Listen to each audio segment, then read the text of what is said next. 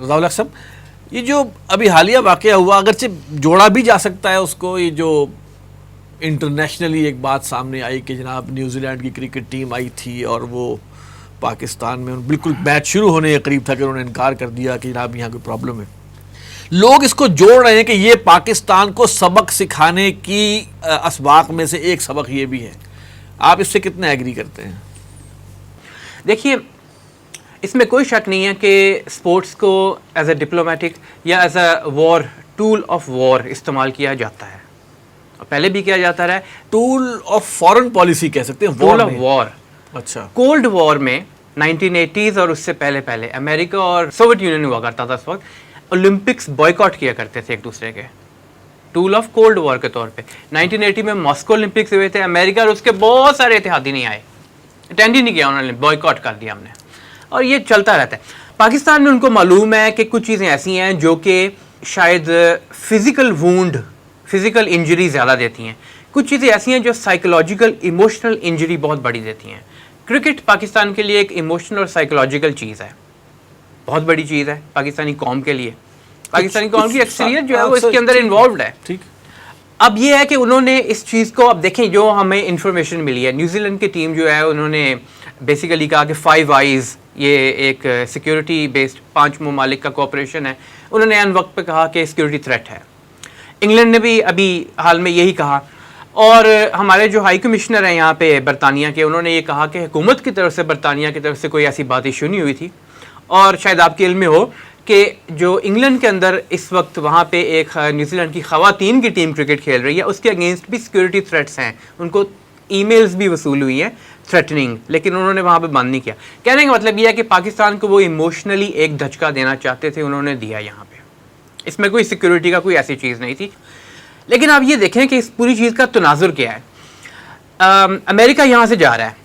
امریکہ اپنی defence strategy جو 2019 کی اس نے دی تھی، جب اس نے یہ کہا تھا کہ ہمیں اب اندازہ ہو گیا ہے کہ ملٹری کے تھرو افغانستان فتح نہیں ہو سکتا، لیکن ہم ایشیا میں رہنا چاہتے ہیں، ایشیا کے اندر ہمارے انٹرسٹ ہیں، اور بڑا انٹرسٹ جو اس میں ایک تو انہوں نے افغانستان اور اس خطے کا، پاکستان کا، اس کے بڑھتے ہوئے، اور خاص طور پہ چائنا کی انسرکلمنٹ کی بات کی تھی. تو انہوں نے کسی نہ کسی طرح وہ بھی پوری کرنی ہے.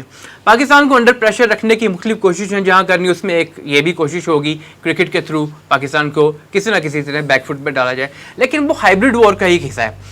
لیکن ہم اس سے آگے بڑھ کے اگر دیکھتے ہیں تو کوڈ جو انہوں نے بنایا، 4 ممالک کا اتحاد، جس میں امریکہ ہے، آسٹریلیا ہے، جاپان ہے، انڈیا ہے، اس کا مقصد ہی یہ ہے کہ پاکستان کو بھی ٹارگٹ کیا جائے، زیادہ امپورٹنٹلی چائنا کو ٹارگٹ کیا جائے.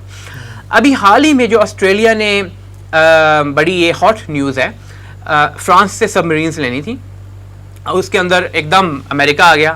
امریکہ نے سوپ ان کیا اور وہ ڈیل فرانس سے ختم کر کے آسٹریلیا نے امریکہ کے ساتھ کر لی. امریکہ نے آسٹریلیا اور یو کے کے ساتھ اپنا ایک اسٹریٹجک انٹیلیجنس شیئرنگ کا معاہدہ بھی حال ہی میں کیا. اب ان کی جو آپس میں ایک دوسرے سے چپکلش چل رہی ہے وہ تو ایک علیحدہ بات ہے، اس پہ ہم بعد میں کریں گے. امریکہ کیوں اندر آیا؟ ایک بہت بڑی ریزن یہ ہے کہ امریکہ کی جو وار انڈسٹری ہے، ویپنز انڈسٹری ہے، وہ افغانستان اور عراق سے بھی اب جس طرح رول بیک کر رہا ہے امریکہ، اس کے بعد اس کو فیوچر میں کہیں نہ کہیں جنگ چاہیے، کیونکہ امریکہ کی سب سے بڑی انڈسٹری وار انڈسٹری ہے. بوئنگ، جنرل موٹرز، لاکہیڈ مارٹن، 5 بڑی جو امریکہ کی کمپنیز ہیں، billions of dollar, hundreds of billions of dollars in کے سالانہ جو ریونیو ہے وہ اسی سے آتا ہے، اسلحہ بیچنے سے. اور وہ تو خیر انہوں نے سوپ ان کیا. کوسچن یہ ہے کہ آسٹریلیا کو 4 نیوکلیئر سب مرینز کیوں چاہیے؟ بہت امپورٹنٹ کوسچن ہے. آسٹریلیا کے ساتھ کون ہمسائے ہیں؟ نیوزی لینڈ ہے، انڈونیشیا ہے، جس سے کوئی خطرہ نہیں ہے. آسٹریلیا کو آخر نیوکلیئر سب مرینز کیوں چاہیے؟ فرانس سے پہلے معاہدہ کیا ہوا تھا، امریکہ نے آ کے دے دیا. وہ اس معاہدہ کا حصہ ہے جو اس خطے میں آ کے پھر آئندہ جنگ چھیڑنا چاہتا ہے، اور اس جنگ میں انسرکلمنٹ آف چائنا بھی موجود ہے، پاکستان کے حوالے سے بھی موجود ہے.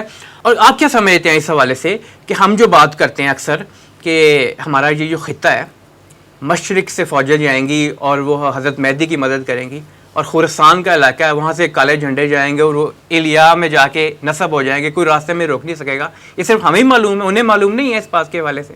تو ان کا سٹیک ہے یہاں پہ، وہ سٹیک ان کا رہے گا.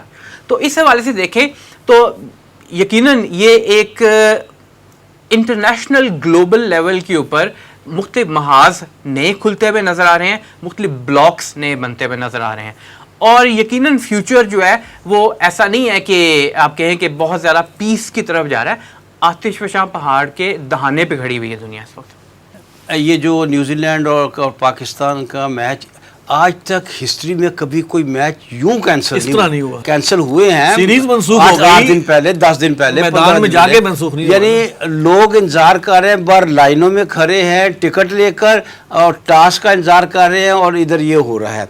اصل میں ایک وجہ یہ بھی ہے جو سننے میں آئی ہے کہ اس ساری گیم کے پیچھے انڈیا تو ہوتا ہی ہے ہر اس بات کے پیچھے جو پاکستان کے خلاف ہو.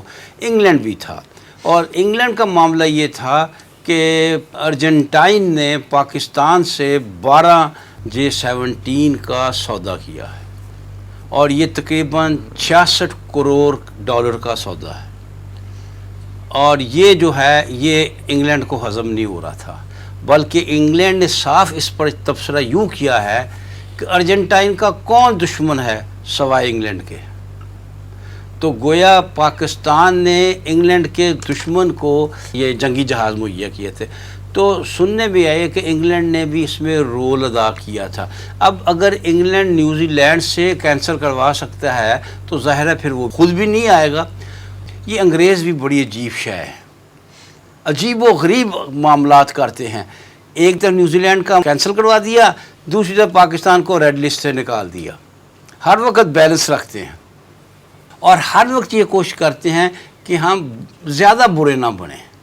اور ہائی کمشنر جو پاکستان میں وہ کیا بیان دے رہا ہے, اللہ اکبر, کیا بیان دے رہا ہے, کوئی تھریٹ نہیں تھا, کوئی سیکیورٹی تھریٹ نہیں تھا, اور نہ حکومت نے یہ کینسل کیا ہے. تو پھر کس نے کیا بھائی؟ وہ جی ECP نے, انگلینڈ کرکٹ بورڈ نے. انگلینڈ کرکٹ بورڈ کر سکتا ہے حکومت کی مرضی کے خلاف. لہٰذا میں یہ سمجھتا ہوں کہ یہ سب کچھ سیاسی بنیادوں پہ ہو رہا ہے, یہ سب کچھ عسکری بنیادوں پہ ہو رہا ہے, یہ سب کچھ علاقے میں بنے ہوئے محاذوں کو آگے رکھ کر کیا جا رہا ہے. اور اس سب چیز میں دیکھیں یہ افغان طالبان کا جو قبضہ ہے نا, اس نے ایک کمال دنیا میں ایک رول ادا کیا ہے.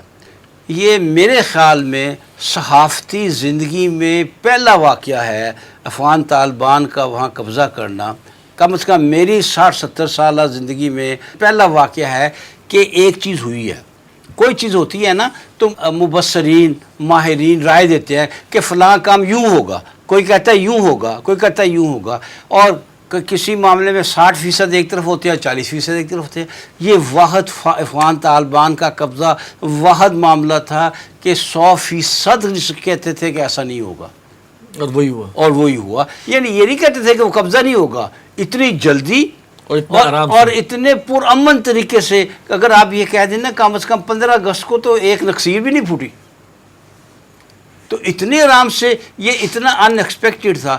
لہٰذا سب نے اس چیز کو ایک قسم کا دنیاوی محاذ کا مرکز بنا لیا ہے, اور ہمیں بھی یہ سمجھنا چاہیے کہ یہ مرکز کیوں بن رہا ہے.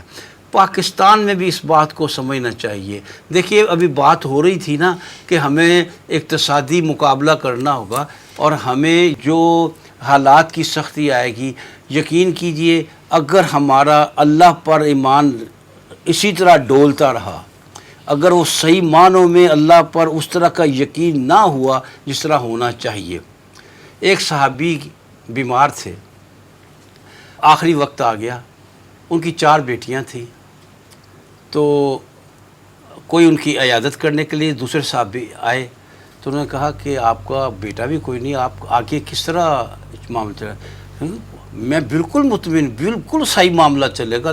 میں نے انہیں سورہ واقعہ یاد کرائی ہوئی ہے, اور ہر روز مغرب کے بعد پڑھ لیتے ہیں, فکر کس بات کا. یہ ہے ایمان کا لیول, فکر کس بات کا, بات طے ہے. تو اس طرح کا اگر ایمان ہو جائے, اور اسی حوالے سے ہم اسلام کی طرف اپنی پیش رفت کر لیں, اور سمجھ لیں کہ ہماری بنیاد اسلام ہے, ہم اسلام کے بغیر کچھ نہیں کر سکتے. دیکھیں دنیا کے کوئی ملک کچھ کر سکتا ہے, پاکستان اور اسرائیل کو اپنی اپنی بنیادوں پر چلنا پڑے. ایک لحاظ سے دونوں ہیں نا, اگر پاکستان اپنی بنیاد سے ہٹتا اسرائیل سے تو چاہے 1000 ایٹم بم لے آئے, پاکستان مستحکم و مضبوط نہیں ہو سکتا.